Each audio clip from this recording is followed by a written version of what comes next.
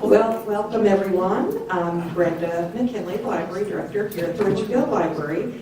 And I have a very simple job. The person who's going to do the big introduction is our amazing president of really the best League of Women Voters in the country, right? Ridgefield's own.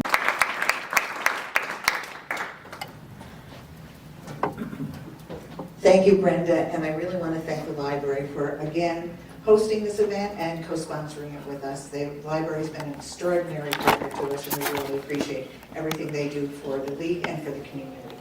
So as Brenda said, I'm Marilyn Carroll, the very proud president of the League of Women Voters of Ridgefield, and this is our 14th Get to Know You Town meeting. We started these meetings 5 years ago to educate and inform Ridgefielders about our town government and other community organizations, and the residents really seem to like it. And as you know, today is Valentine's Day. But did you know that it is also the League's 103rd anniversary? The League was officially founded in Chicago in 1920, just 6 months before the 19th Amendment was passed, allowing women to vote. The League really began as what we called a mighty political experiment designed to help 20 million women carry out their new responsibilities as voters. For over 100 years, we have been a nonpartisan, grassroots organization that believes voters should play a critical role in democracy. Our vision in Ridgefield is to be a vibrant, visible, and respected advocate for citizens of this community by providing opportunities for education, civic engagement, and civil debate.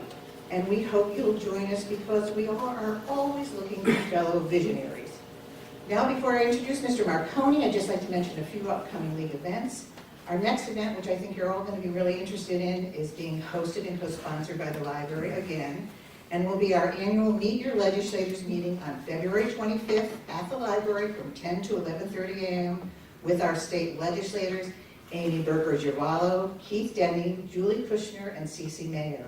These members of the Connecticut State Legislature will discuss what is happening at the state capitol and let us know where they stand on important issues. And a question and answer session will follow.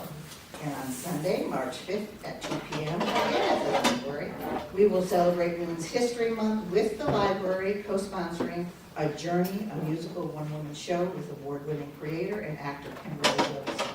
And finally, we are very excited to announce that the artist for the League's annual art fundraiser will be our own Ridgefield Guild of Artists member and award-winning artist Clarice Sherrill, who has created a spectacular work of art, especially for the League. And raffle tickets will be on sale soon, and the drawing will be on May 9th. And the picture of there's a picture of the picture back on the table over there if you want to see it. Now, it is my great pleasure to introduce First Selectman Rudy Marconi, who will give us a State of the Town presentation and answer questions afterwards. We want to thank Rudy for participating in this series. He's been doing this a very long time for the League, giving a State of the Town presentation, and we really appreciate it. We've been at various events and venues. You're doing this, so thank you so much for doing it. I know the town residents really appreciate it, as does the League. That's it. Thank you, Marilyn. Marilyn and I do go back quite a few years, the early 2000s, when Marilyn, my number was actually on her speed dial. And that had a lot to do with the expansion of our schools and addressing the overcrowding in our schools some 20 plus years ago. So thank you, Marilyn and the League, for having this event. I want to thank everyone for being here and recognize Maureen Kozlark on the Board of Selectmen. Maureen, thank you for being here today. I don't believe we have any other elected officials here, but you know, it's been an interesting couple of years, right? We're finally out of the pandemic. A lot of us still wear masks. I understand that and appreciate that, and you should be wearing them if there's any kind of concern at all for your own health. But we've come a long way, and our numbers are tough right now. I'm just going to spend a tiny bit of time on this. Due to the home testing, a lot of the data that we receive from the state of Connecticut is not as reliable as it used to be, for obvious reasons. Everyone's testing at home. They don't submit those results to the state, so the state is minus all of that information. But it is a good general guideline, and we're down around 12, 10 800,000.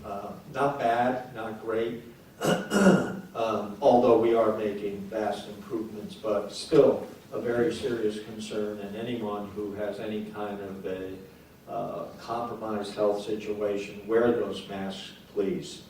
Happy Valentine's Day to everyone, February 14th, and thank you to the library for hosting this and many, many events in town that the library has become such a vital and important part of our community.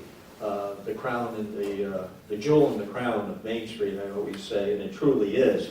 And it's represented by the number of people that come through these doors each and every year. My name is Rudy Marconi, and I do serve as your first selectman. I thought today, as in the past, I'll try to give you an overview of our community. Start off with a brief financial overview covering the year ending 2022, which was last June. Our current year, which is fiscal year 23, ends next June 30th. And then what we're budgeting for in 24. And yes, we are already in the middle of budgets, and you can understand how difficult that could be, that we could be looking at projecting what our costs are going to be over a year from now. And given what we've been through, it's a mighty challenge, but we're doing the best we can. First, the numbers for 22. 22 was an excellent year for the town of Ridgefield. We completed the year with an unassigned fund balance of $15.9 million, which was about an $800,000 increase over 21. Unfortunately, pensions did drop because our pension reports is a snapshot in time. And for the June 21 fiscal year, there was a snapshot taken of where our investments were right at that point in time. And it reflected a 27% increase. So every one of our pension funds were up around 110, over 100%, 105 to 110. This past year has been a very interesting year if you all looked at your own investments. The town experienced the same thing, and we finished that snapshot in time in June of 22 with a 13.9% decrease. So you can understand that the air was let out of the balloon. No reference to the balloons floating around. But it was a drastic change. And although it's come back a little bit, it's not back to where it was. So our pensions, if you look at our annual financial report, audited statements, it shows a funded position of around 90 plus or minus percent. One's at 89, one's at 91, 92, all for pensions in that area. That's not great, but they will come back because historically we've always been at that 98 to 100% funding. As a result, for next year's budget, we have to add $600,000 into the account to try and get ourselves even. We did finish with a surplus though, and that's because our tax collections were incredible, over 99%. We forecast about 98.7 collection. Golf revenues, since the pandemic, everyone wanted to be outside, right? Our golf revenues, we had some record days in terms of revenue there, so those are adding. Conveyance, and the real estate through 2021 was off the charts in terms of demands for housing here, and as a result, our conveyance revenues were up substantially. But that leveled off a little bit in 22, still an excellent year. This year, in February, we experienced a severe drop in activity. For the first 7 days, we only had 2 sales totaling $1.2 million. That is an incredible reversal of what the market was doing. And the BOE in 22 returned $800,000 back to the town. It's the highest year in a long time that we've seen those kinds of returns from the BOE. So that gave us a substantial surplus. We ended up finishing the year with about a $1.2, $1.3 million surplus. And on top of that, we didn't use any of the fund balance that the Board of Finance had allocated. So Total, at the end of '22, we ended up with about a $2.8 million surplus that we gave back to the Board of Finance, back to the fund balance. And I'll get into some of the issues on fund balance that are around in a little bit. Next, I would like to get into the current year and talk about what we're experiencing right now. Are there any questions, though, about '22 and what we saw, what we did? It's kind of a brief overview, but in essence, we had an excellent year to close out our fiscal year 22. In 23, we're now 7 months into that year, and as I said earlier, what a difference a year makes. Once again, the Board of Finance did allocate an additional $1.5 million out of the fund balance to help hold down the increase in the mill rate, so we have very low increases. I think over the last 5 years, we averaged like a 0.5 increase in the mill rate. We're unfortunately experiencing much higher expenses, though, just like you all are at home, whether it's oil or gasoline, natural gas. They have gone through the roof, so we're experiencing overages in all those accounts. We're experiencing an overage in our legal line, which we really, we had some years where a little bit over, a little bit under, but this year is exceptional that it's going to be way over. And it's driven by one case in particular, and we were sued, the town of Ridgefield, by Save the Sound. All of you know what Save the Sound, that group is, to protect the waters flowing into the Long Island Sound, and we were sued on the basis that we did not submit our paperwork under what is called the MS4 regulations, which is stormwater control.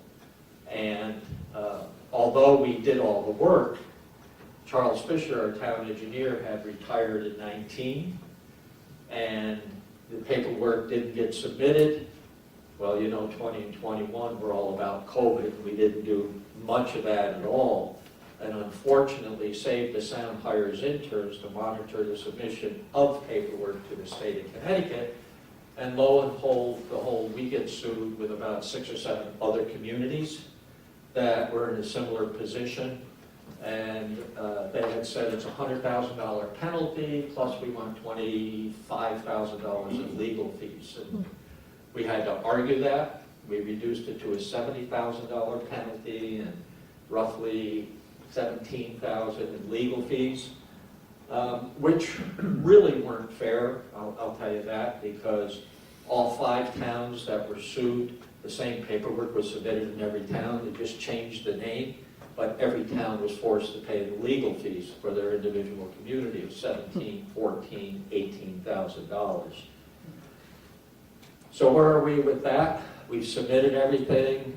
We have Kai and Bond working for us, but our legal line was hit with that $87,000 charge.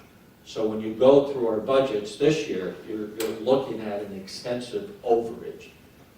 Kevin Redmond, who's our Director of Finance, said, I don't know where else we can park this penalty. It's not a special appropriation. We're doing it out of our current budget, but it is an $87,000 hit. If you pull that out, we're at about $130,000, $140,000. Still running high, but all of it is impacted by the Save the Sound lawsuit. So that's been settled. The penalty, they asked us to be submitted to Trout Unlimited, and they were involved in removing a dam down in Wilton, allowing trout to swim upstream, which is great. However, we felt the need was for the money, since it's taxpayer dollars, that it had to be spent here in Ridgefield, Connecticut. And it took a while, but they agreed to that finally. And we ended up making an arrangement with the Norwalk River Watershed Association, and we're going to build a detainage system for all the parking up at Yanity, where that grass area is down on front on Prospect. We'll put in a parking lot. It'll be grass covered, but it will have a drainage system, galleys underneath that will accept all the water and hopefully have it just permeate into the soil there, taking it out of the impact on the Great Swamp. So we get points for that on the MS4. but that's the resolution that we've come to. So it's going to benefit the town of Ridgefield. Our utilities, gosh, I mentioned it before. I'm not going to go through each one. I mean, we all know what it's doing. Bottom line, for the town, that equates to about a $500,000 increase for us going into the 24 fiscal year. Substantial. We're going to have to address that somehow. We have locked in for 2 years our electric rate. We locked it in at about 11 cents per kilowatt hour. That's for the generation. Distribution still has to come through Eversource. But we're going to see an increase there. We locked that in for 2 years. What'll be great, assuming that the rates continue to go up, I don't know where the ceiling's going to be, but we'll hold it firm at that. So we have an increase this year, but for the next 2 years, we'll be flat, unfortunately. Our emergency fund, Tony Phillips, who runs our social services department, one of the fallouts from all of this is the many, many people that we help in Ridgefield through social services, and a lot of it's the emergency fuel account, where people don't have the money to pay. I know we had our fuel back in November, I think it was, and it was twice the amount that we had paid the previous time, which was shocking. And I said to my wife, Peggy, what are people doing that can only buy 50 gallons, 100 gallons at a time? And that's what social service is. Those are the people, and a lot of them in Ridgefield that we work with. What it's creating on our emergency fund, and we have a healthy, like a couple of 100,000 heading in, and that's all private donations, by the way. It's not taxpayer dollars, it's individuals, generous people in our town that donate to that fund. If we continue the current burn rate, we're going to be out in about 6 months.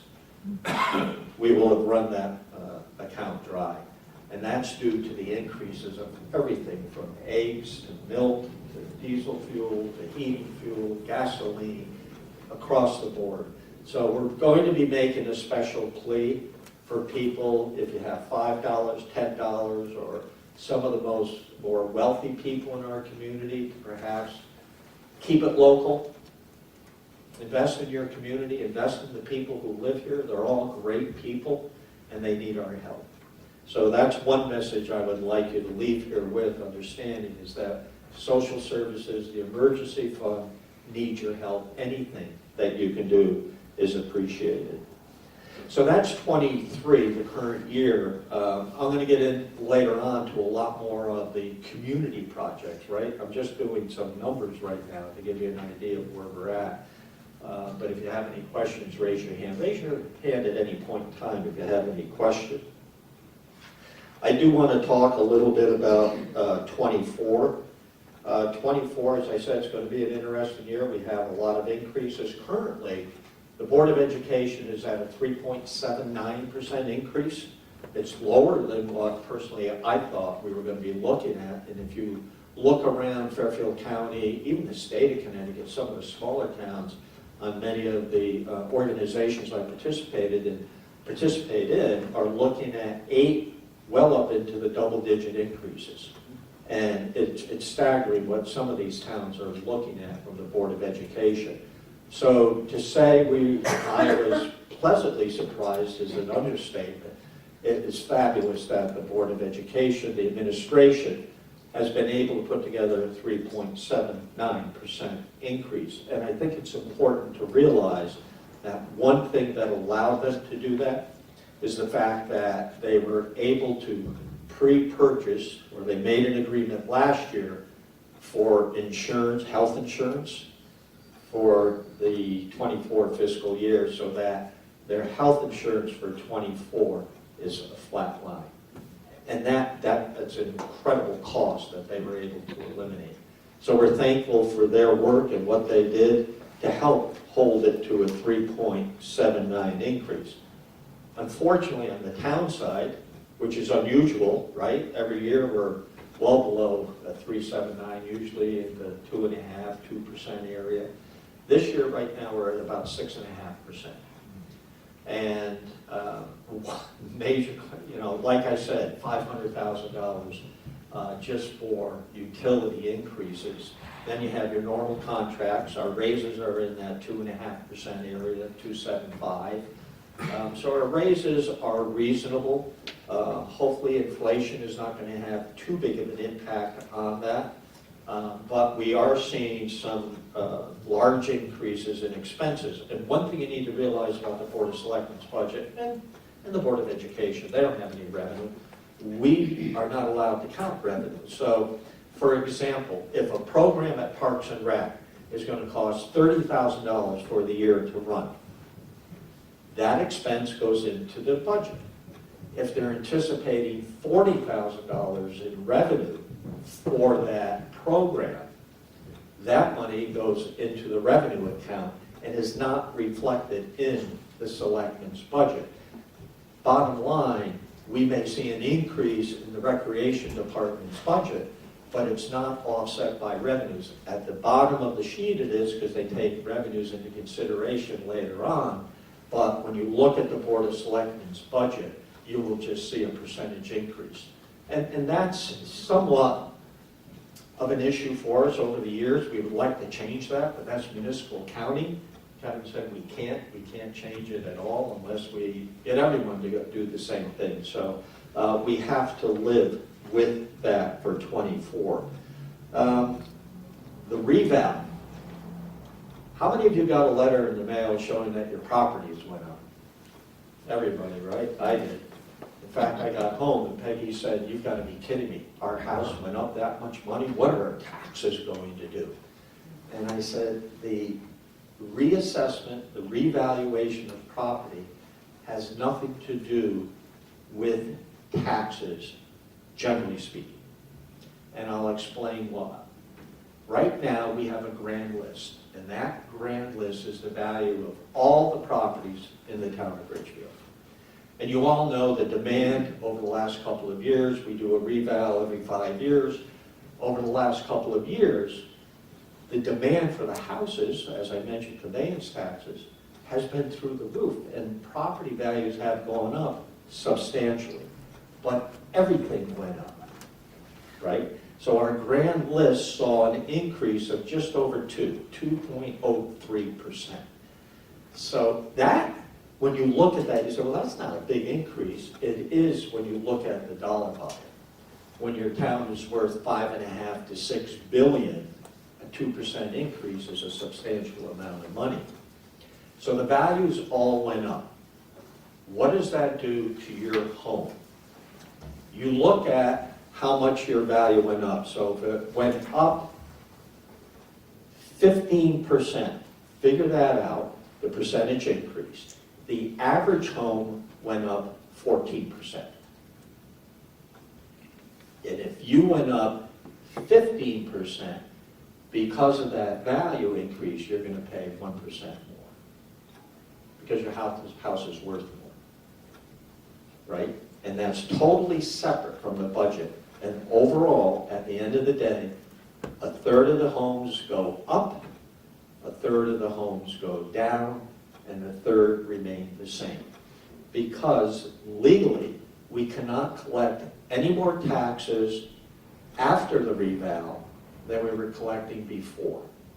So if we collected $100 million today, the reval takes place, we can only collect $100 million tomorrow.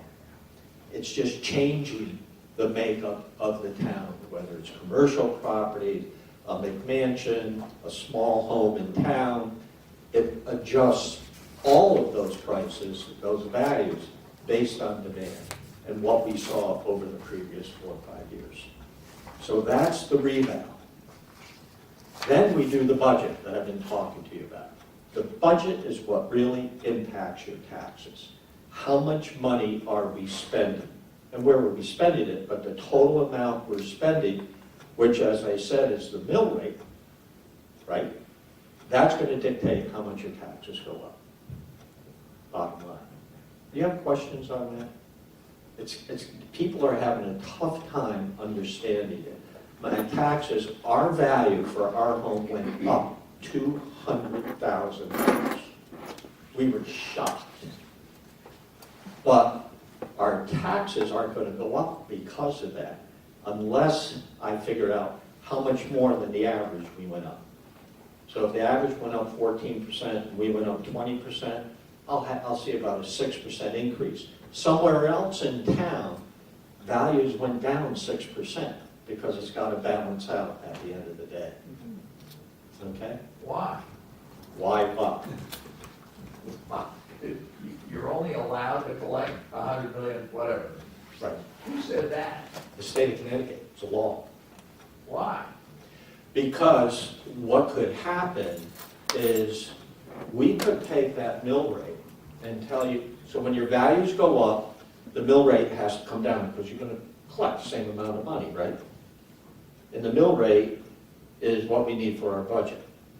We're not allowed to falsify that mill rate by saying, there are some towns that have done this, by saying, it really didn't go up that much, it went up less, and keep some of that money in the budget. We can't do that.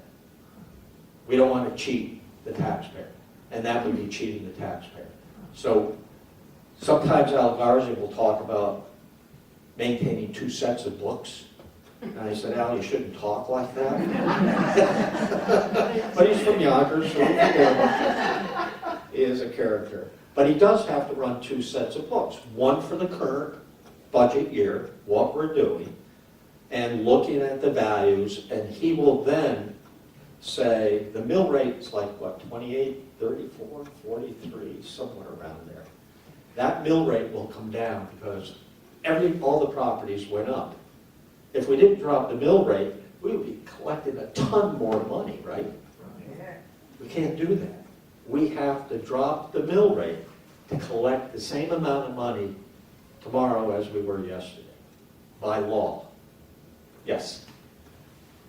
I'm ask, what is the budget for the BOE in Ridgefield in dollar terms for 2022-2023? And how that compares to, let's say, Westport or Darien, money-wise, so dollar terms, how much money goes from budget to the area? Total dollar volume Exactly. for the Board of Education? Exactly, yes. Yeah, we're under, I don't know about Darien, but Elliot Landon is the superintendent of schools. I think he's still there, believe it or not. He used to be here at Ridgefield. And their budget, about 8-9 years ago, they had a first selectman, Gordon Josoloff, who called me, and he said, at our town meeting, people were very angry because Ridgefield's budget is $20 million less than Westport, and yet their kids are going to the same school as our kids. What are we doing wrong? Why is it costing us so much more? So to answer your question, I know specifically Westport's running, it's probably about 15 to 20 million more More than us. than us. Oh, okay. Correct. But if you look at their administration and their structure, they have a lot more middle school assistant superintendents, etc. Okay. Why I ask, because I have been told or read someplace that schools in Ridgefield rankings has gone down in the last, 5 to 10 years, but the budget has been increasing. Yeah, in enrollment, we peaked out at about 5,600 students just prior to the recession. And since the recession, it dropped and bottomed out at about 4,400. It's come back up to about 45 more recently, but the growth hasn't been great. We are, personally I am, seeing because of the influx of a lot of people, especially young people with families moving out of Brooklyn and high density areas, not wanting to be in the elevator and saying, that's it, let's move out to the country, to Ridgefield. I think that enrollment's going to start climbing again over the next 3 to 5 years. I don't know, one of the good barometers to use is the library and some of the reading programs for the young kids that are coming in here. When you see those numbers going up, that eventually is going to roll into enrollment at our schools. So, yes, we are down in enrollment about 1,000 students. What that will do is increase the cost per student, obviously, right? So the cost per student went up, but one of the reasons is because of the drop in enrollment. Also, you're correct, a lot of people have felt, why didn't the schools consolidate? Why didn't they drop one of the other schools? That bus has left the station, unfortunately. 10 years ago, we could have done that probably. It just can't be done now. And keep in mind, the State Board of Education continually passes unfunded mandates that require the Board of Education to teach a certain way, to maintain certain tests, et cetera, et cetera. And it's all money. It is all money. But overall, I think we're getting, as taxpayers here, a good bang for the buck, so to speak. The education, and I've said this forever, is the engine that drives this economy. When people were moving out of Brooklyn and the areas of the city, and we're looking at Connecticut, you go to the Gold Coast of Darien and not Wilton, but Duquesne and Darien, Greenwich. They couldn't afford there, but they could come to Ridgefield, get as good a quality education for their growing family, and find a home that they could afford. So education is critical to this community from an economic perspective. It does attract people here. Yes? This is an energy question. Is there any way or any interest in the town trying to promote solar energy? Yes, absolutely. And I'll be getting into that when I get into the community part of our projects. Yeah, we've done quite a bit in solar. So fiscal 24, right now today, we're looking at about a 2.5% increase in taxes. If you took a snapshot, that would mean if you pay $10,000 a year, that's $250. If you pay $20,000 a year, it's about a $500 increase. Then you can figure somewhere in the middle. The average taxes paid by a taxpayer, property taxes, is $13,000 per year. And, by the way, one of the benefits to the mill rate coming down, Rob, that we were talking about, is that your car tax will drop as well. And a lot of us saw an increase in our car taxes over the last year or 2 years. That number will come down because the mill rate's coming down as well. All righty? We ready to move on? Okay, explain the assessments. Now I'll turn my attention to community projects, and there are quite a few of them. There's a long list. I asked Jake Muller to, he's our director of facilities, to give me a list. And one of the important things before I get into a list of all these projects is we have charter revision going on now, and the league, I'm sure, is interested in that. They had their second public hearing last night, and there were only 2 people there. The first one was on Saturday, and there was no one there. No one showed up on Saturday morning. The question is, are we getting the word out? And a lot of people are saying the Ridgefield Press is no longer there, you can't pick it up, see everything going on. That's a fact. But we have to figure out, how do we get people notified of something like a charter revision? Now, it may be people just don't care. I mean, we used to have a big crowd here. They're not here today. There's a reason for that. And I think people are being inundated with information constantly, all day long. These phones are just buzzing and ringing, and more information. And there'll be a lot more about the budget via that method. But we did not see people at charter revision. Maybe they're just happy with the charter. Yes? But Rudy, last night was when the Board of Education made their vote on the proposed budget. So if you were paying attention to that, that was the meeting that you were going to watch last night. I don't know how many people were there. No, they watch online. You can stream live. Oh, they were on YouTube. online?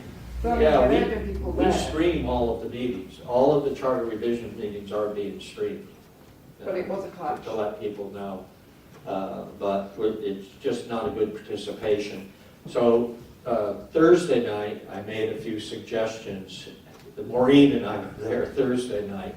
and had a discussion with them, but maybe there just isn't a lot to be changed. You know, do you change your form of government from a town meeting, which is what we have now, to a representative town meeting that Westport has, and Darien, and Greenwich?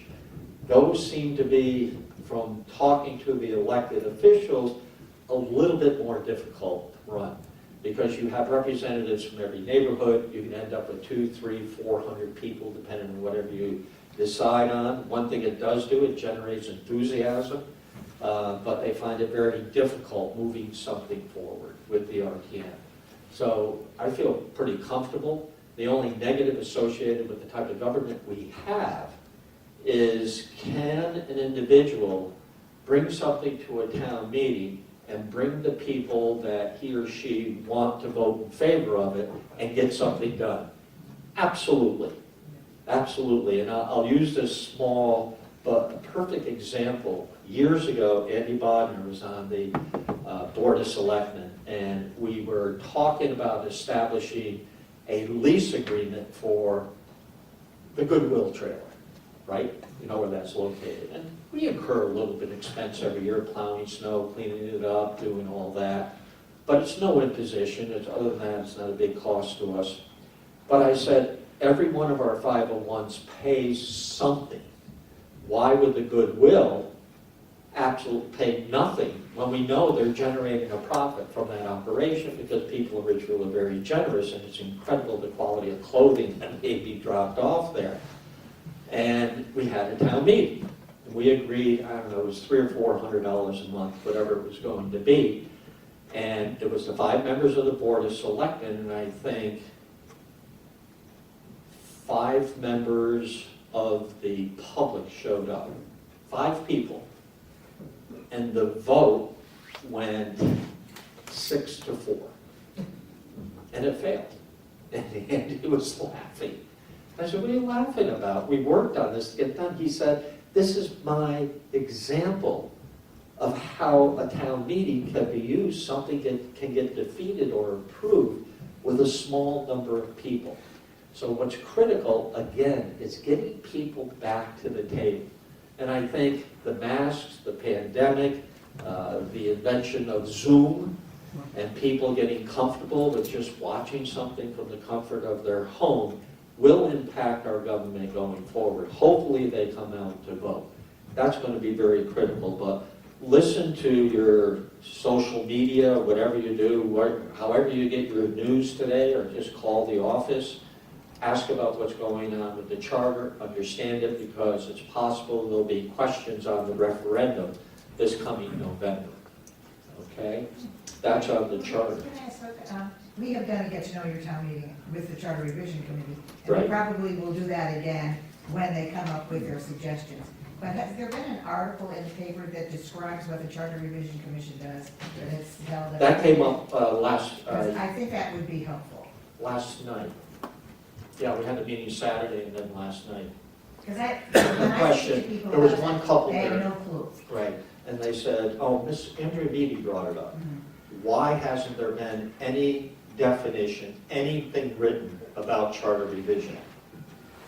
I can talk about it till I'm blue in the face, but if the press decides not to I write about agree it. with you, I understand. And I'll give you another example. I'm full of examples today. The reporter for the press came to me and said, her boss called her in and said, look at this article. And it was from another town by another reporter. Look at the number of clicks that got. You need to get going. And it's all about being online and getting the clicks of people reading online. It's no longer about, unfortunately, the Ridgefield Press and what's in the press. So if we get people to get online, we are doing, as a town, something called Ridgefield Alerts. I ask that you sign up for that, because we send out notices about meetings like charter revision, what time it is, where it is, etc. But we're doing the best we can. If you have any ideas, let us know. You know, if you put a little blurb about Ridgefield Alert, we'll put it in. I would suggest you send it to nonprofits and say, please publicize this to your members. Right. We would be happy to do that. Okay. So that might be helpful, because I know I get it, and it's very helpful, so. Yes, I think in terms of the, to just follow up on that point, in terms of the alerts, it'd be helpful to maybe write a little bit more about, what's gonna be discussed. All you get is, here's the meeting and the time. yeah, you can get a text message, and we're limited to the number of characters there. Maybe there's a You can link. get an email, or you can get an actual voicemail about it. Yeah, but maybe there's a link that you can put in and say. There's usually a link to the town website, www.ridgefieldct.org. Yeah. For example, everything is on there, everything. And you can take a look at whatever pandemic numbers, the testing that's going on, meeting schedule, meeting minutes, videos of our meetings. We're doing videos of all of the charter revision. They are being recorded and archived.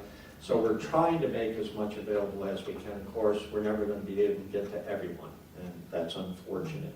So these charter meetings I can see on the town website? On the town's website, go to the town of Ridgefield, go to government, you'll see a drop down, and you see in the middle meeting videos. And you go to that, and there are quite a few videos there. Absolutely. So let's talk a little bit about community projects. How am I doing for time, Marilyn? You're good. Okay. Community projects. You heard me talk a lot about Branchville, kind of the forgotten child. We never really put any money into that area of our community. We're doing that now, and we received, the first grant was a TAP, T-A-P, Transit Alternative Program, $2.2 million. We had to put up $400,000. We in the town, we had a town meeting 2 years ago, maybe 3 years ago now. That's how quick government moves. We finally went out to bid. The bids came in. We're ready to award. Everything got put on hold. Why? Because under federal state guidelines, you need to have a percentage of the work given to business, WBEs, or minority businesses, we'll put it that way, right? They couldn't find any. They sent out letters to every single electrical contractor, you name it, name the discipline. No one was responding, and they're saying, if you make us meet that requirement, we're not going to be able to do the project. So there was a meeting in Thomaston, Connecticut last week asking the DOT to issue a variance, a waiver to the requirement that all of the minority businesses have to be used, could be waived. And that's what they agreed to do, so we're waiting for that to come through. As soon as it does, that contract's been awarded to Jay Appaluccio, a contractor, I believe, out of Danbury. And they'll begin the work. What that will be is a sidewalk from Wilton North up to 102 Tuscan Cup. There'll be a walking bridge over the brook.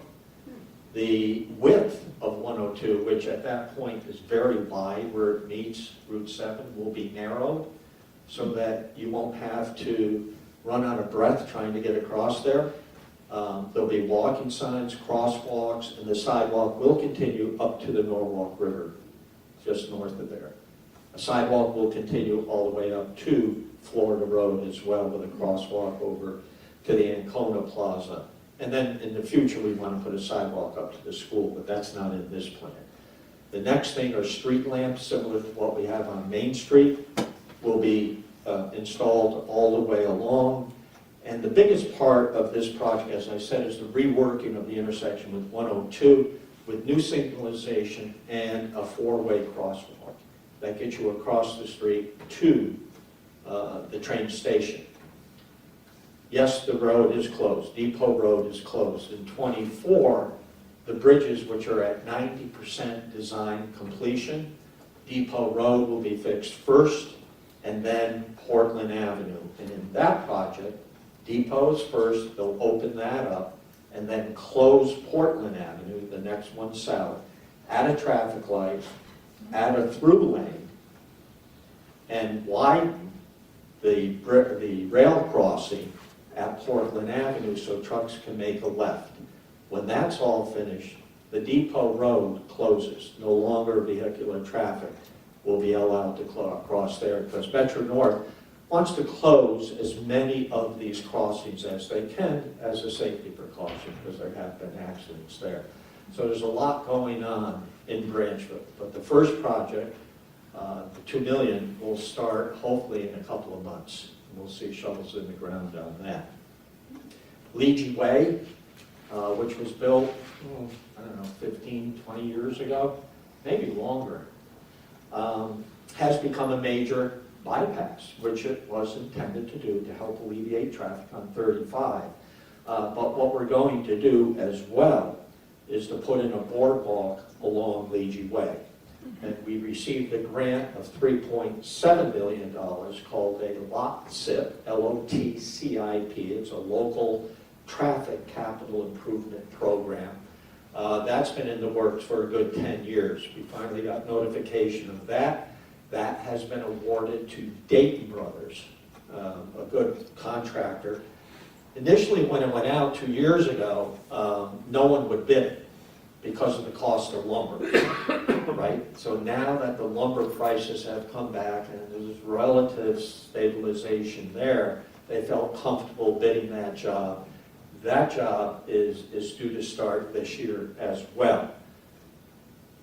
Legion Way is going to have a lot of work going on because we also have Maureen's a liaison to the WPCA for the Board of Selectmen. The WPCA is Water Pollution Control Authority, our sewer plant.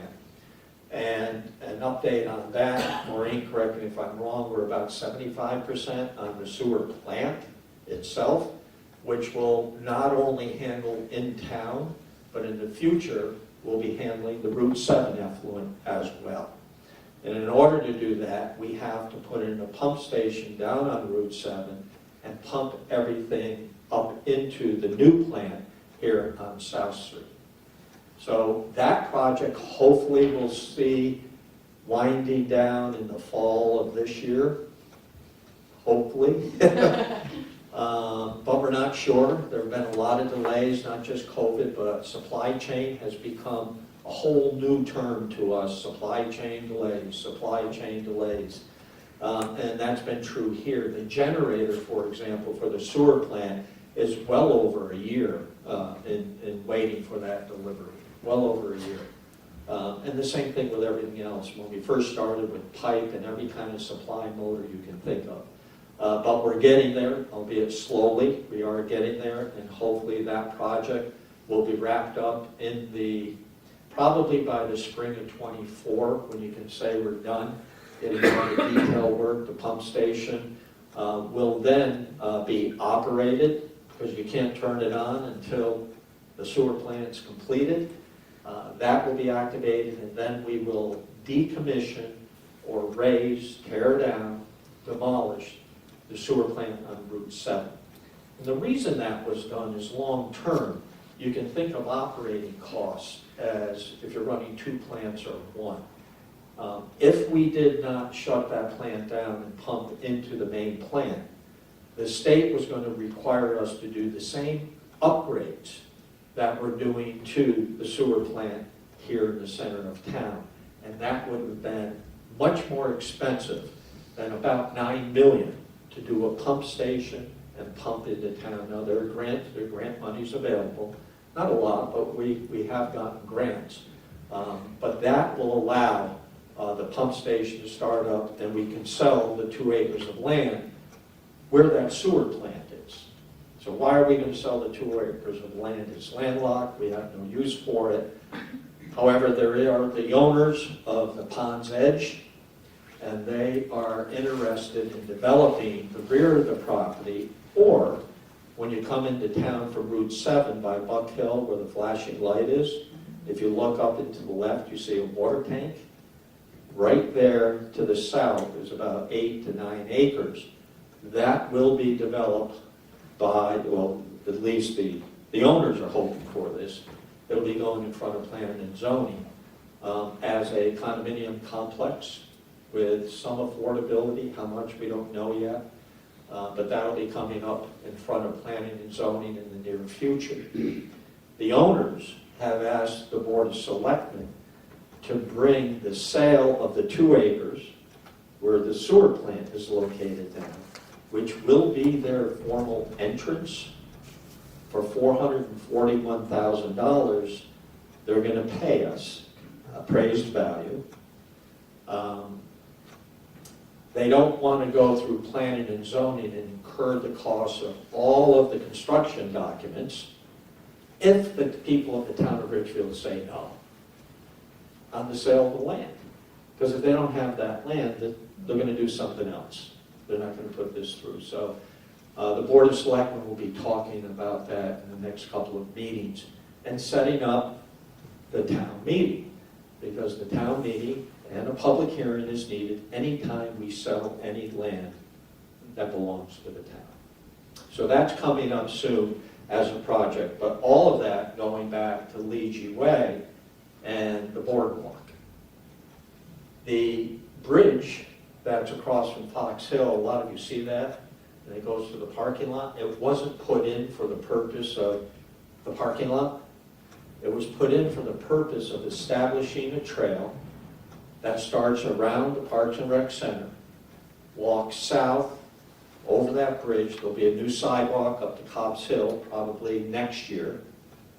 Cross Route 35 down to Farmingville. Walk the boardwalk up to the Roar Animal Shelter. Walk another sidewalk over to Goodwill with a switchback up to the rail trail. So someday you will be able to walk around Parks and Rec all the way to Branchville and back. It's not bad, but it's a dream. We're working on it, but each of those pieces, like the bridge to nowhere that we put in, there was a reason for it. The boardwalk, you say, what are they putting a boardwalk in here for? There's a reason for it. And someday all of those pieces will come together, which will allow Ridgefield residents to walk from Parks and Rec down to Branchville and back if you want. And the grade on the rail trail is 1%, because in the old days, the engines couldn't make it up the hill if it exceeded a 1% grade. So although it looks pretty flat, when you come back up, by the time you get up to the top, you'll be huffing and puffing like the old engines did. Right? Yes? So how would that boardwalk work with that huge hill that goes down? Yeah, what they're going to do is drive piles down, and then there'll be pile caps and grade beams from one to the other, and then it'll be cantilevered out over the open space. It has all of the permits in place. Planning and zoning, inland wetlands, everyone has looked at it and has given their approvals. What was the question? I'm sorry? What was it? Yeah, I'm sorry too. What What was the question? What was the question? That's what I The said. question was, I heard her question. Well, I didn't. Is this an Abbott routine? The question is how you're going to build it. Seems crazy. Because the side of the road, the boardwalk, because the side of the road, if you're going down Leegee Way to the east, it drops off into the wetlands. So how are you going to build anything there? Or are we going to build it on the opposite side? The opposite side is all private property, Right. and we would need property owner's permission. It's very tight up through there. That's why the boardwalk and all the consultants determined that that would be the best route to take. It'll be 8 feet wide, Right along Leegee Way. all the way from Farmingville up to Roar. If you can imagine that. Also, ADA, I mentioned that, I think, before a little bit, Department of Justice. Someone complained, filed an ADA complaint, and that's a serious situation for a municipality because the ADA, Americans with Disability Act, is a federal law. It is not a state law. The state has no agency. It is federal. And if someone files a complaint and the U.S. Attorney's Office decides to investigate, they're not going to come to Ridgefield to just look whether a parking spot located on Main Street is the right width and meets all the requirements. They're going to look at your entire town. In our budget several years ago, we put in $75,000 to do an assessment of our town. And the purpose was, the only other community we know did it in Connecticut was Stamford. And they used a company out of Boston, and they came down, and it cost us $75,000, and they did a complete assessment of our community, all of our buildings, both the town and school buildings, as well as all of our fields. to be sure we were meeting the ADA law of 1990. And of course, no one is 100%. Some towns haven't even heard of, don't even think about ADA, believe it or not, so that's the extreme case. But we had that report done, and since it was done, we have $75,000 a year for the last couple of years that we use to address some of the low-hanging fruit. For example, sidewalks that may lift a little bit in the wintertime and create that half-inch, 1 inch that makes it almost impossible for a wheelchair. We bought a machine. It's like a little rototiller, but it's got a concrete cutter in the front of it that shaves down all of those lips so we can create smoothness. We checked all of the water fountains in town and put in new ones to make sure we had a lower one for those in wheelchairs and an upper one. That's been all done. We adjusted all of the pressures on all of our doors because you cannot exceed 5 pounds of pressure to open it. We put in ramps at many of our fields. The most recent one at Farmingville, a parent called and said, the field activities, end of year school activities are going to be on the field. My child's in a wheelchair and will not be able to participate. They're going to have to stay at the bottom because in Farmingville School, to the back, the field is elevated 8 or 10 feet, right? With a hill up there. Well, for those of us who do not have any special needs, we never think about it. But to that young child in a wheelchair, they have to sit there at the bottom and watch because it's almost, you cannot push a wheelchair up that hill. So what did we do? We went, we created some ramps. It caused us to have to put some drainage in to address a water problem. We also put special matting at the playground so this child could be as close as you can get to participating with all the rest of the kids. That's ADA. And it involves from children, special needs, all the way up through seniors that are in this town and need help, whether it be with parking or whatever it is. As I said, we're not perfect, but the complaint came in, believe it or not, to the Department of Justice. We received a letter to say that someone had filed a complaint that parking on Main Street did not meet ADA compliance, and it was from 400 Main Street, which is Town Hall, to 472 Main Street, which is the library.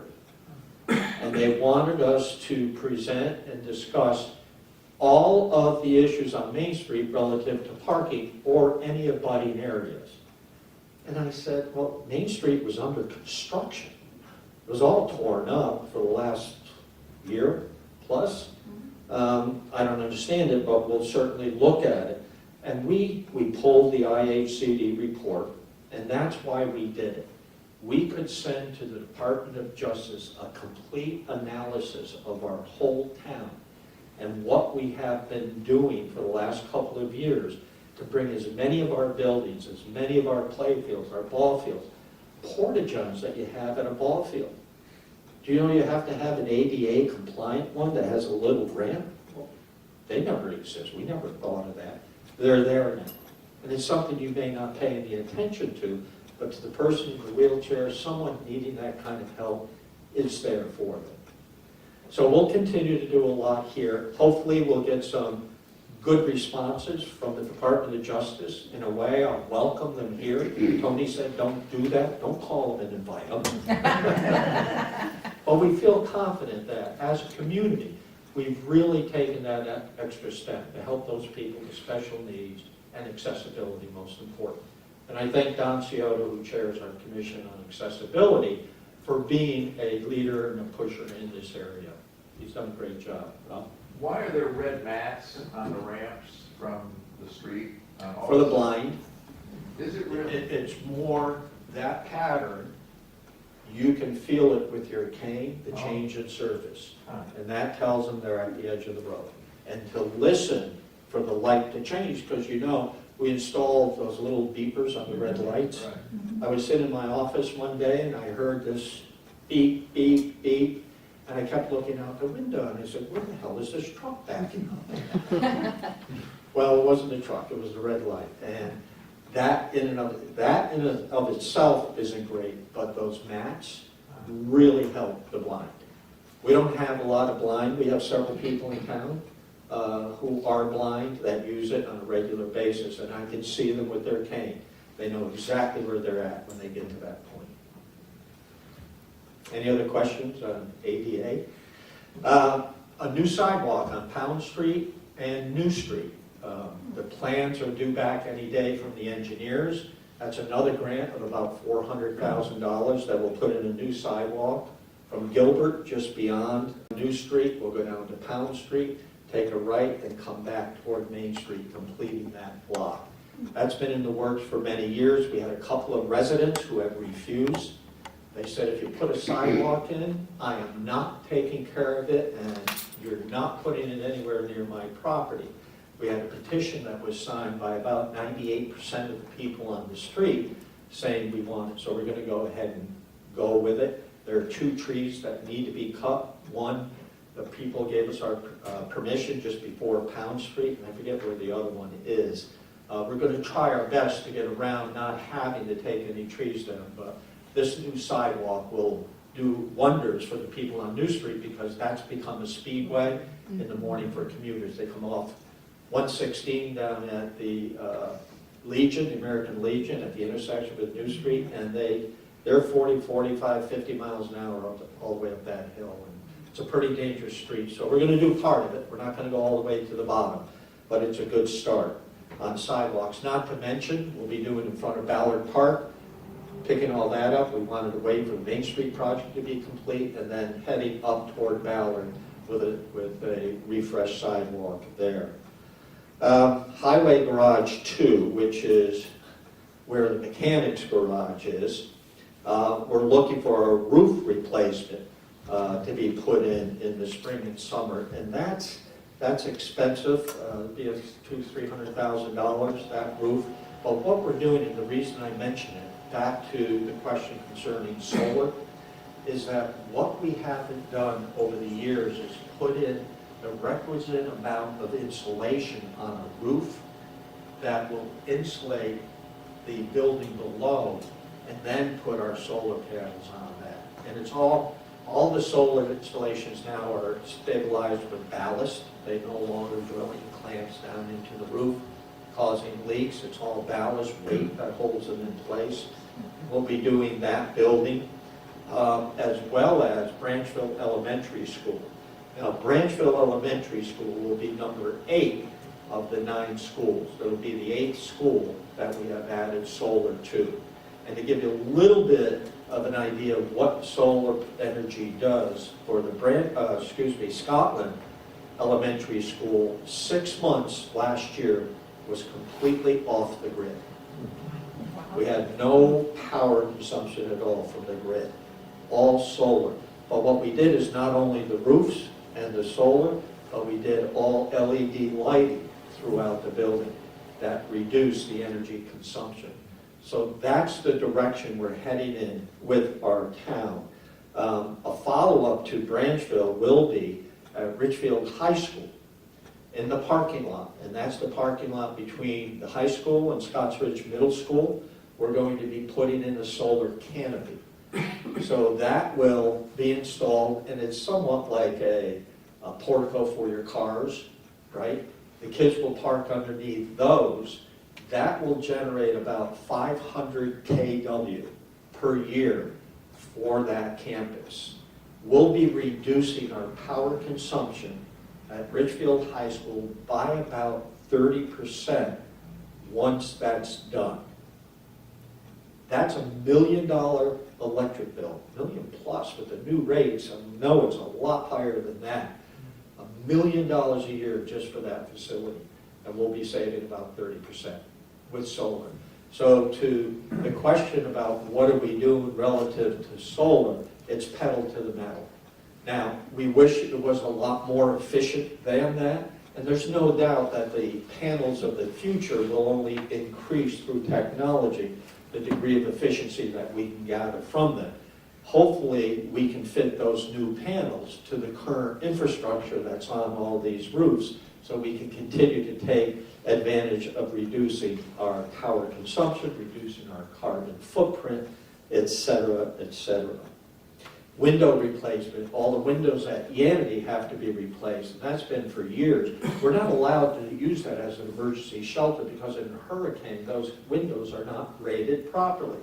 And if we do need, for example, at Parks and Rec, we had a failed generator, and that's our shelter. I won't tell you why it failed. Ran out of fuel. That's true. I couldn't believe it.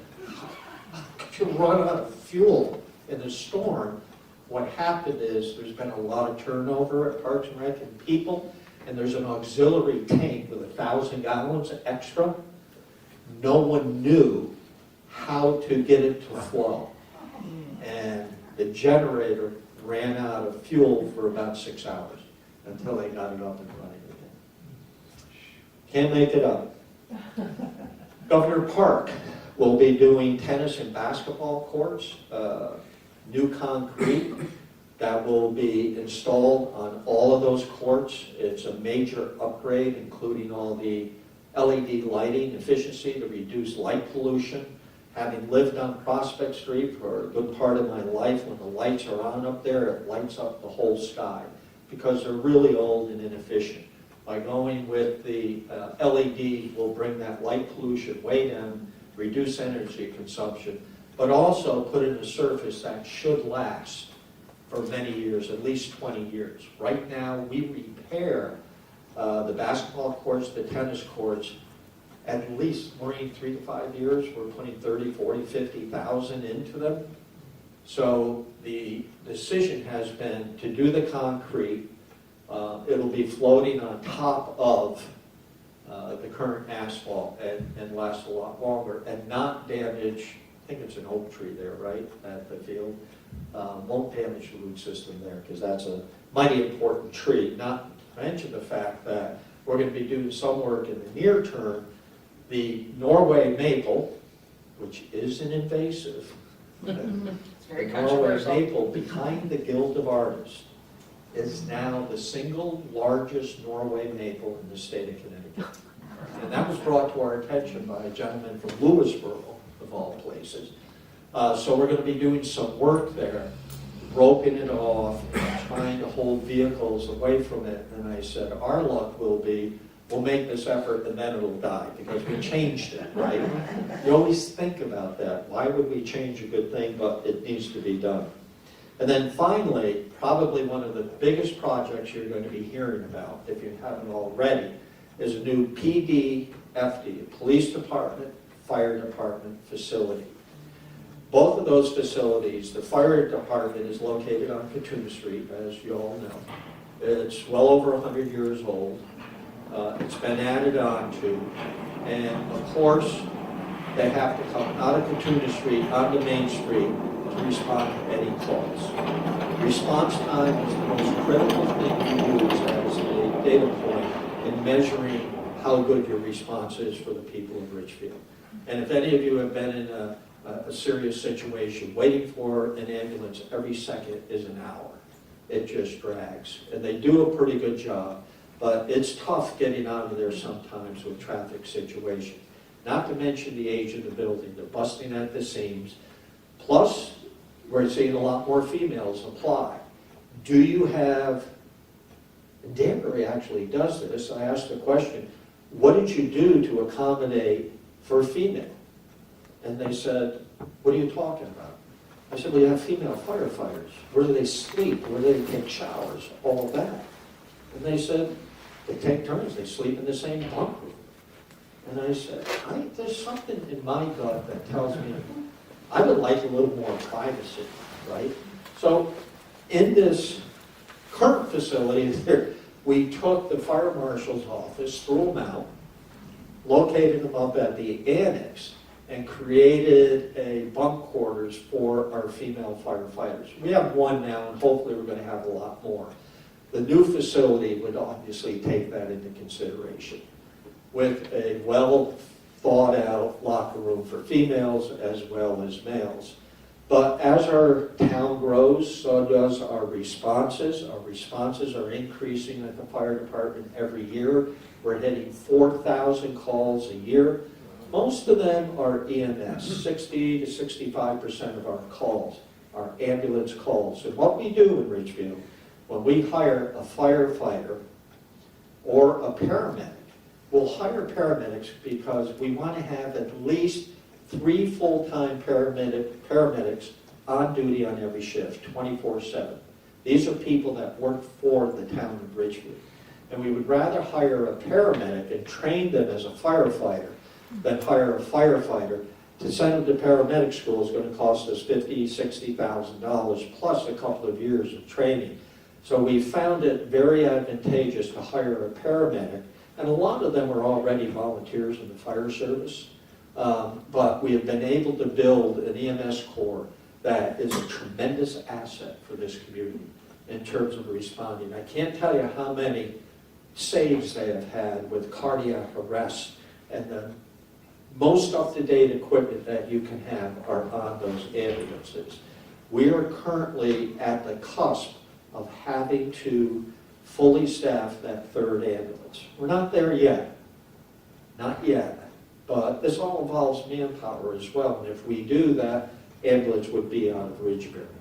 But for now, we staff 2 full-time, and some of you, a lot of people will ask me, how come every time the ambulance comes out, the fire truck has to follow it? That's ridiculous. Look at the waste of money you're doing.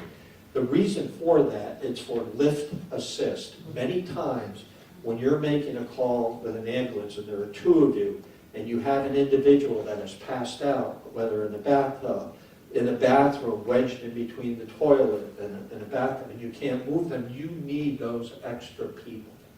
We can do everything we can with equipment in terms of accommodating, getting them down the stairs, but that initial stabilization of getting them out is difficult. So that's why we send the fire truck, to be sure there are plenty of people there to assist, to help the individuals that may need help. So that's the fire department, and a lot of changes have happened. Mainly, they actually work and train with the police department. That never used to be the case. There wasn't a great deal of camaraderie between police and fire, because police say we have to work all night long protecting our community. You guys are in bed until we call you. So there wasn't a lot of love. Today, there's a lot of respect for one another. Because as we live in our country today, and we're exposed to and see all these terrible active shooter situations, whether it's a school or a mall or God knows where, we're seeing it more and more often. And when police are responding to those situations, they too want to be sure that there's going to be a paramedic right there, God forbid they get shot. So what they do, and they do it all the time, is they plan and train for an active shooter in Ridgefield, Connecticut. And you're going to say, oh God, that'll never happen. Don't say that. Because we need to be prepared. Just as we prepare for storms, we have Ridgefield alerts and emergency response to let you know what's going on with the storm, how to prepare for the storm. We have CERT teams, community emergency response team. We have about 40 or 50 people that participate in that. The police and the fire train the same way for an active shooter. They use some buildings at night that are vacated. You get permission from an owner to go in and stage an active shooter. How they're going to have it. Where's the ambulance going to be? For our schools, God forbid it were to happen. There's a plan, believe me, every school is totally prepared. And the plan resides with the chief. I don't know what it is. I don't know. Well, I don't know what it is. Board of Education doesn't know what it is. But the principal does, and the police do, and the fire. They know exactly wherever that shooter is, what's the response going to be, what doors are going to be used, etc. All that has been done. So police and fire are beginning to work together. They like it, but also out of necessity because of the world we live in. A public safety administration building that houses both police and the fire is the direction we're heading in. And that building would be located, if the voters approve it, and it's got a long way to go, It would be located on Old Quarry Road across from Ridgefield Station, is it now? There's a piece of land right there. We looked at everywhere. We looked at taking VP School and converting that. We looked at Deniz and building a facility there and having to build another soccer field. And every place we went, it was costing substantial money just to get the property.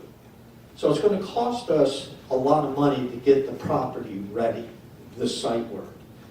But we already own it, and we don't have to buy it. We looked at Parks and Rec on 35 out front. There are several homes there that have been for sale and being leased. Do we buy it there? We could only fit one of them there. We looked at on Cobb's Hill behind Candy Motors, that brick building. We looked at that location. That could only accommodate one, or not both, one or the other. We couldn't fit two. We looked at the current locations. Location on Kachuna Street, there's just absolutely no room. You can't even park there. There's no room. There's no parking there. And then the police station, we looked at purchasing the Montanari property next door and using that, but architecturally, historically, you don't want to disrupt the character of that neighborhood, and that was a good possibility, plus the cost of acquisition and access. To put up a joint facility, it became more and more difficult. So that's why we ended up, and I'm saying all this because we wanted to be sure that we could let the people, the voters, the taxpayers of this town know that we have done our due diligence. We have exhausted where we can put this facility. And being in the center of town is the most critical. That was the most critical guideline we had to abide by. We have to be in the center of town. And Old Quarry Road does that for us. It's going to be expensive. We're looking around $60 million to do a place like this, but it's one and done.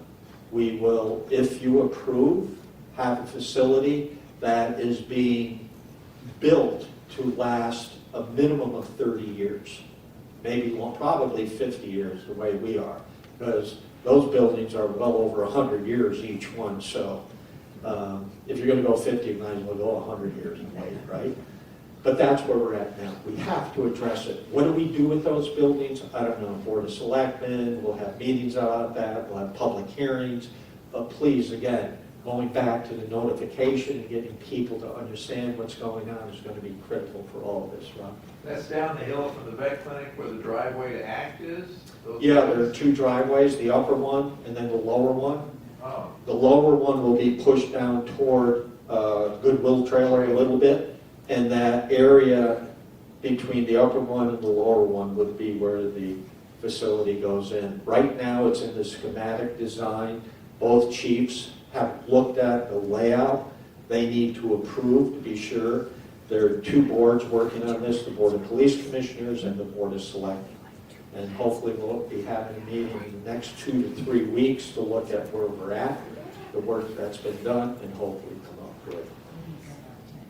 So, yes, sir. Can I ask a question about the Glenbury House? Lounsbury? Yeah. In respect to the RCK preschool, which you probably, as you know, what happened with that? The nursery school? Yes. That they made an agreement with St. Stephen's Church. Yeah, I know. But my question is, I had kids to go to the RCK, 3 kids, and as you probably know, and many people here, so many kids went to that preschool through last 45 plus years, and I believe that the way the Glenbury House handled this is a disgrace not only to them but the whole community.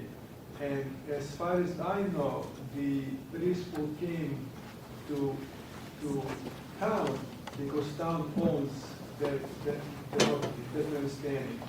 And Glenbury House pays town basically no rent, correct? That's my understanding. Right, they have to take care of the building. Yeah. So if the preschool came to town for help to try to keep the preschool and town, my question is why the town did do nothing to help the preschool to stay there, because that preschool has been the backbone for this community for so many decades, and Glenbury House, what they have done, and how they treated the preschool it's a disgrace. The Board of Selectmen did write a letter to the Board of Directors of the Lounsbury House But nothing happened. They- requesting that they take a look at this and review it. Lounsbury came back and said, we've done that. We have been talking with the daycare for the nursery school there for many, many years about this. We lose money every month. We absolutely lose money, and we need to get more money. And they came up a little bit in the rent, but that became the back and forth. And there is an agreement, a long, long-standing agreement between the town and the community center and the Lounsbury House, that they take care of the Lounsbury House. They paint it, they do everything to it. You'll never see a line item in our budget, other than they may come in and ask for a special appropriation for a capital project once every 10 years, 15 years. But there's no annual operating. And they keep the house on the corner of Main Street and Market Street, as well as the house down Market Street. They rent those two places to collect, to maintain the house in the condition it's in. That was the agreement. So the Board of Selectmen kind of said, you know, we have an agreement with them. Why have an agreement if we're going to tell them you can't do this? We didn't feel we had the legal right to walk in and say that. I was involved right from the beginning. The board of the facility came, not the Lounsbury House, but the school came. We looked around town. I walked around town with them.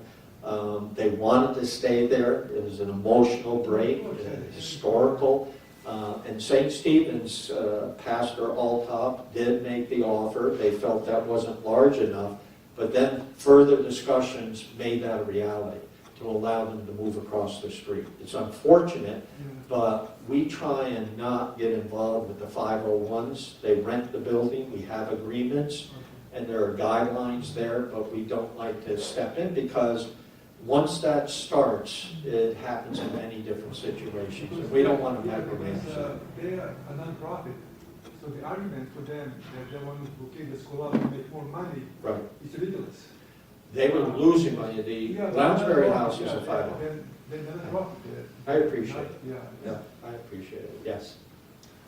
Is there something that can be done about the parking problem with Prospector and the library? You come to use one or other, you can't even park. There's every position is taken. It's And parking. it must be outside towners. It must be people coming in to work in town, taking all the parking. Yeah, parking is a problem, and it always has been.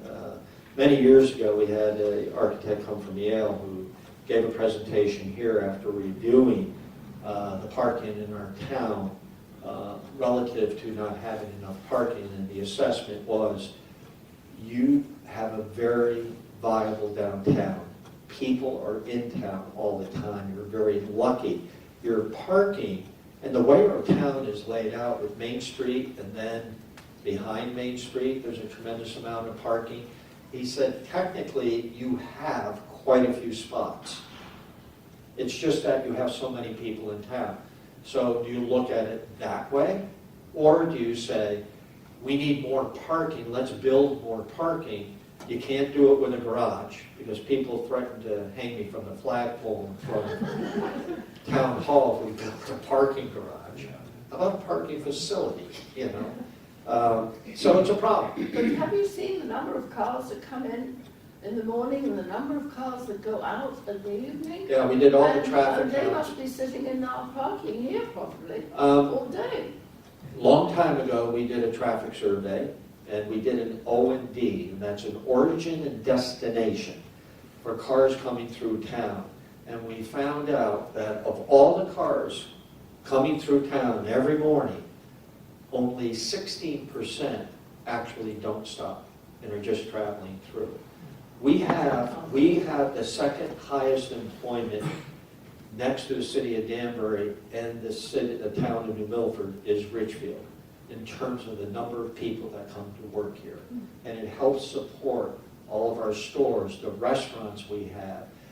I haven't even gotten into the ARPA funds and how we gave $700,000 to all the 501s, because Ridgefield is such a destination today, and I think we have more restaurants than almost any other town around here. Probably more than Danbury. in our downtown area. We've been very, very successful with that. Some people consider that a positive, some a negative because of the traffic it generates. Well, we did do It isn't traffic a positive when you come to the library or the prospector, you can't park because parking is taken by outsiders. Yeah, I have one suggestion. I noticed these libraries are probably scheduled so that they don't clash with the children's program. The library, I couldn't find parking today.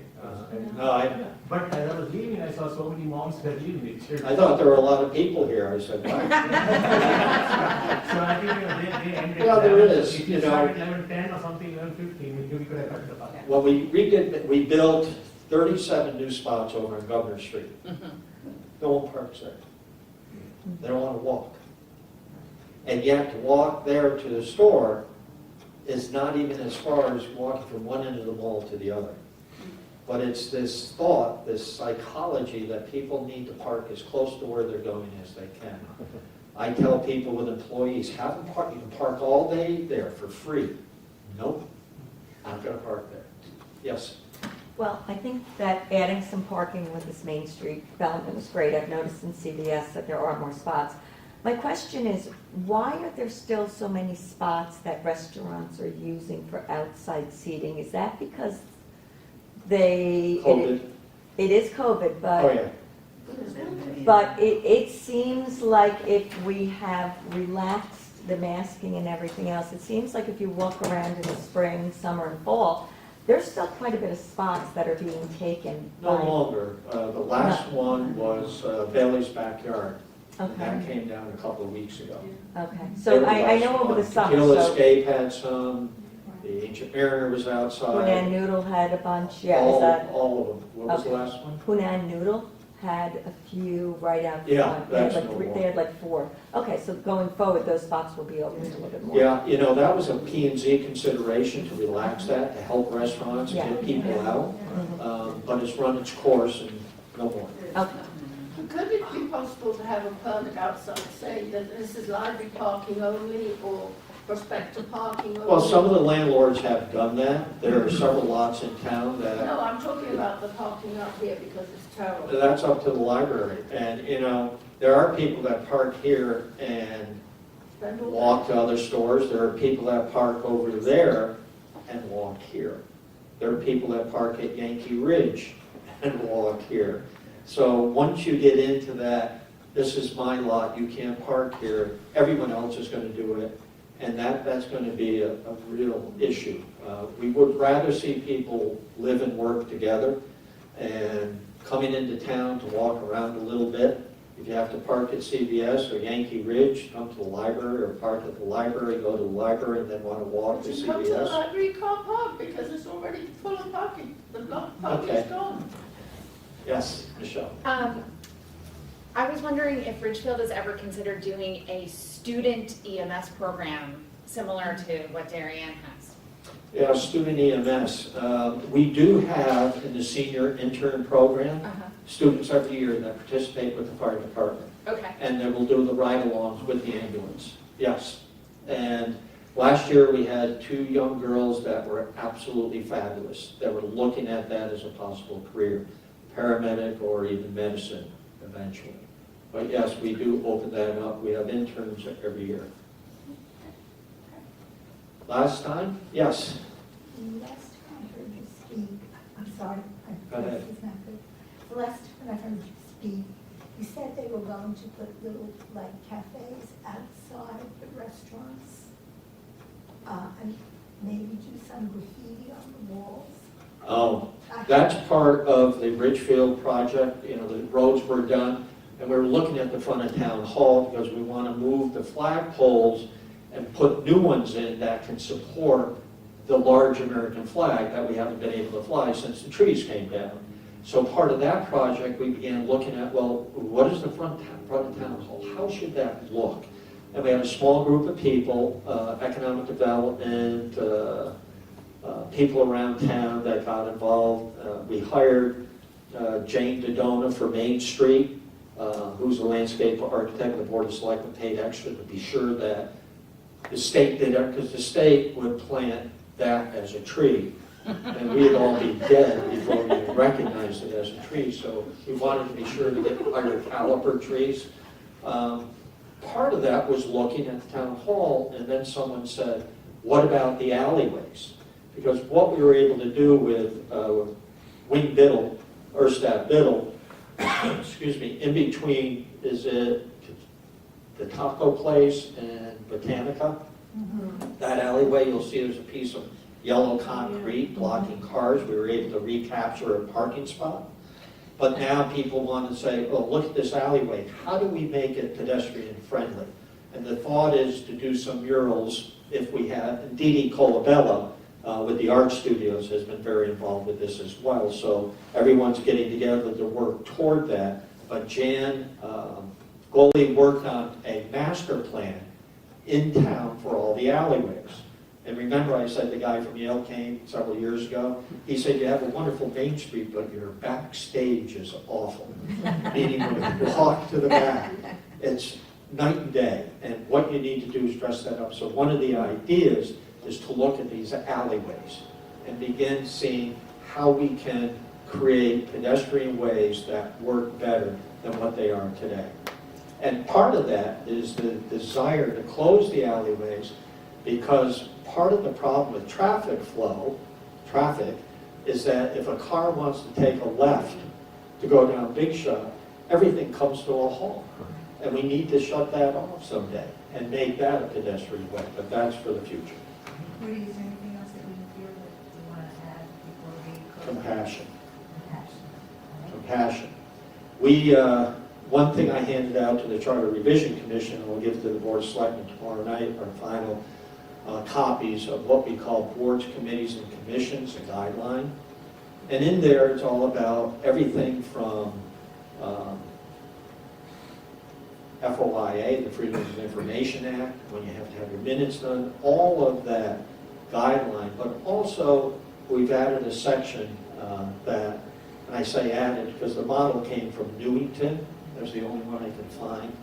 So I called them, they said absolutely. So we adapted that to the town of Ridgefield and added a lot of stuff that is particular to Ridgefield.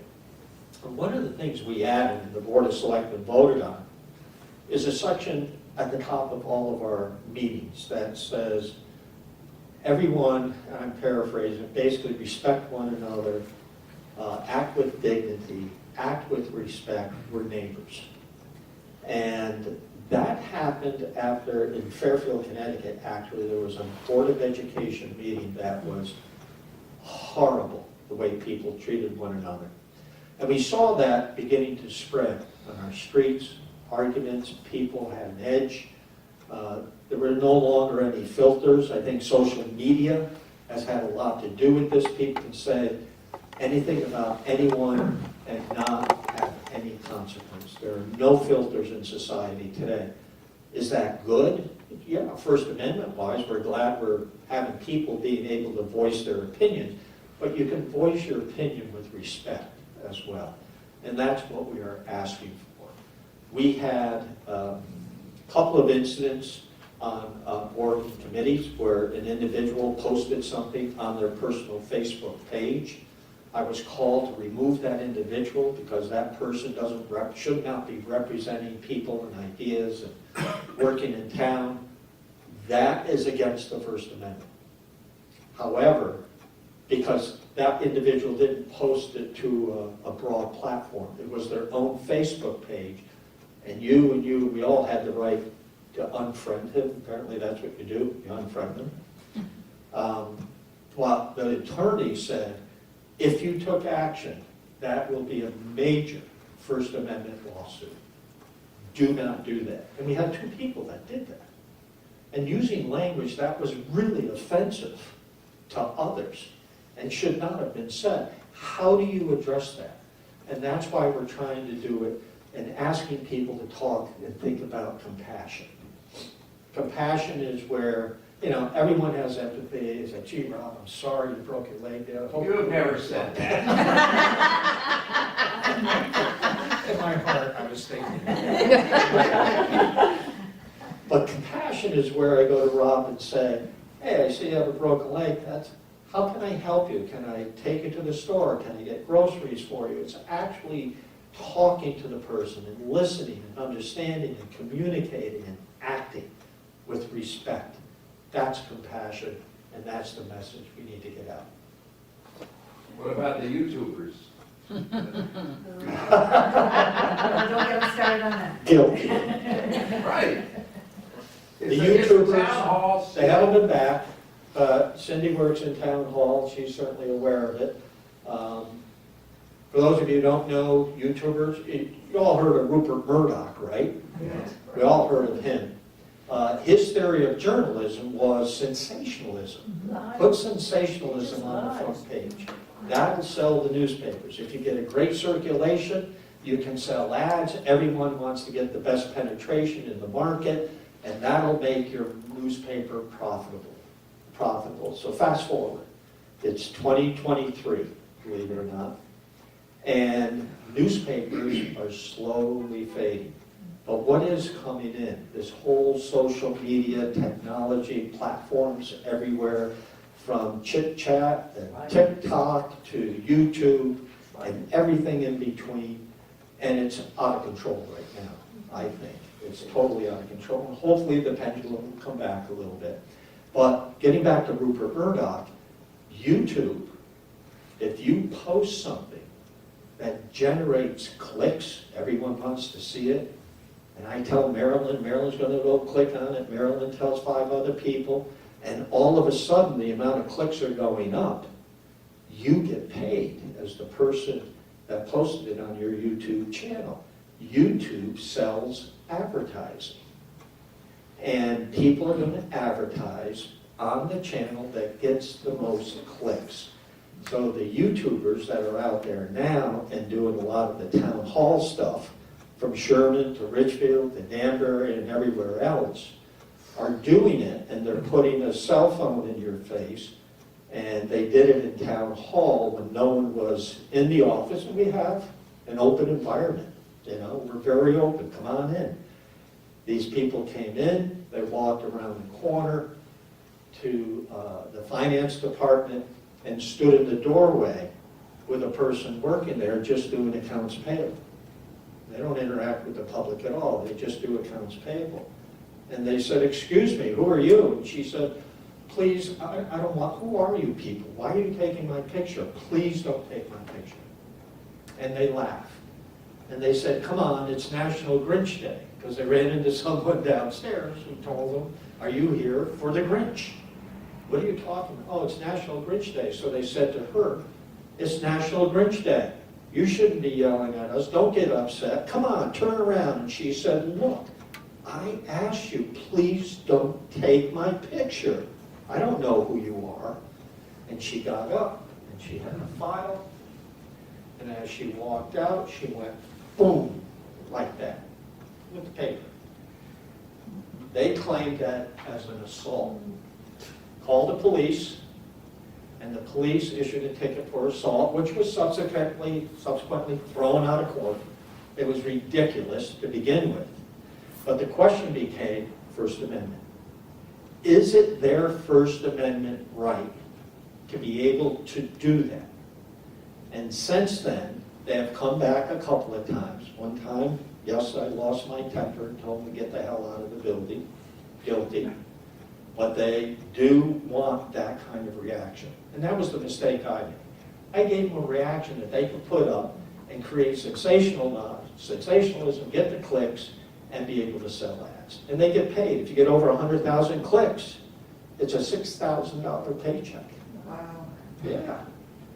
So is there something wrong with the system? Yeah. Absolutely. They are not First Amendment auditors, which they call themselves. They are First Amendment profiteers. They're using the First Amendment to make money, and that isn't right. Are they successful? Yes. Did you get 100,000? Oh, yeah, because they stay there. They just point the camera at you. That's abuse. Well, but I think people are also not stupid. They lose interest in this. They know that there's too much of this, and a lot of it is lies, like TikTok, so many, like this WhatsApp, for instance. People post all kinds of rubbish, You're right. Okay. So they won't Right. get the clicks forever. So, I Anyway, don't know if they were successful. that's the story about the YouTubers. Any last minute questions? I just have one statement along those lines, that I'm sorry, we're out of time. Don't click, Yeah. until you're afraid it's out to click. It's nice to be Don't old and click not on know it. about all that stuff. So, both of us, you know, but I don't know. No. Thank you all. Thank you, Marilyn. Thank you for